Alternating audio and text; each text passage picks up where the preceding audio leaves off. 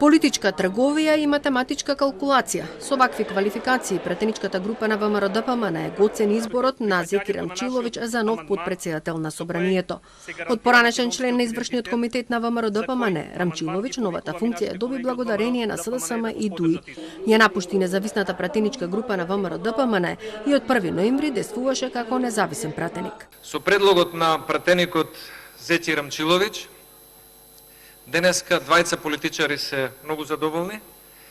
Едниот е Никола Груевски, кој што 2016 година го планираше Зеки Рамчиловиќ за функционер после изборите, а другиот е Зоран Заев, кој што денес успеа да го направи Зеки Рамчиловиќ функционер.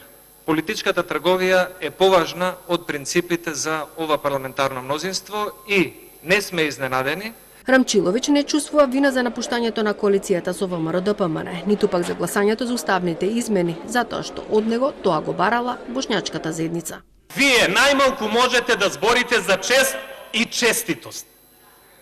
А за политичка трговија или што и да е друго. Вие со вашиот однос, избегнување на одлуки и мислење само на ситно партиски интереси, не знам што ќе придонесете во планот ако дојдете на власт со таквите ставови што ги имате. Ниту еден од предлагачите не даде образложение зошто токму Рамчиловиќ треба да биде новиот подпредседател. Реплицира само на пратениците од опозицијата. За разлика од моите колеги кои што дофрла емотивно реагира, ја уживам во вашите настапи. Уживав, мислам, онака лење крокодилски солзи од страна на големото моќно ВМРО-ДП исклучително ми се допаѓа. Јас уживав во настапот.